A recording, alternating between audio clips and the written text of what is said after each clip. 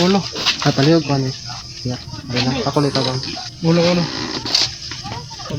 ikuan na siya. Tikang na. Patikang na lang siya. Ika nga lang ko. Tikang na. Patika. Sige, ialalay na ko imong CL nagkuan. Tikang na. Tikang. Ay, ari sa hawak sis. Hawak yan. Tapos pangot sis. Ay, kanang hawak ka ng kabaga niya. Salamat. Diyos. Diyos.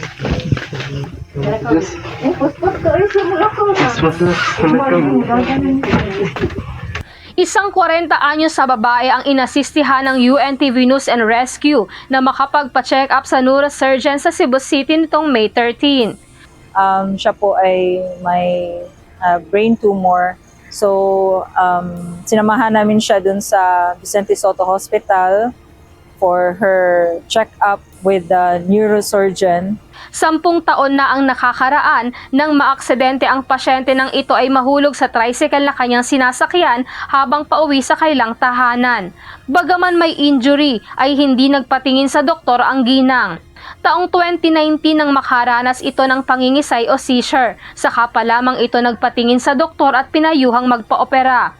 Dahil sa takot ay hindi na siya nagpa-check up at hindi nagpa-opera. May mga pagkakataong madalas itong inaatake ng seizure. Ngayong taon ay nakapagdesisyon na rin ang ginang na muling magpa-check up at sumailalim sa operasyon. Habang nasa biyahe, binantayan ng team ang vital signs ng pasyente at siniguro na maayos ang kalagayan nito. Nakita namin yung progress sa sa kondisyon niya. So, unti-unti na siyang humakbang.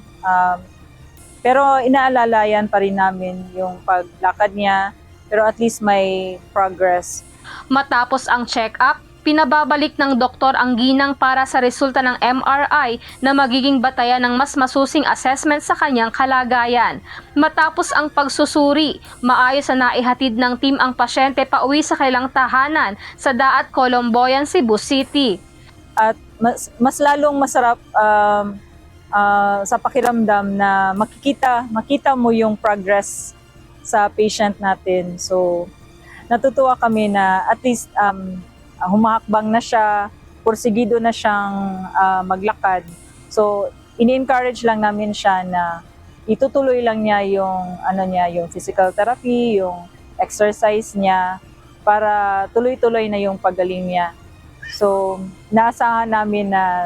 inaasahan ko na sa susunod naming pagkikita, magaling na siya. Sa mga nangangailangan ng agarang tulong sa panahon ng aksidente o sakuna, maaaring makipag-ugnayan sa UNTV News and Rescue Hotline 8911 UNTV o 8911-8688. Lizel Nael, UNTV News and Rescue. Diyos ang aming sandigan, serbisyo publiko ang aming pinahahalagahan.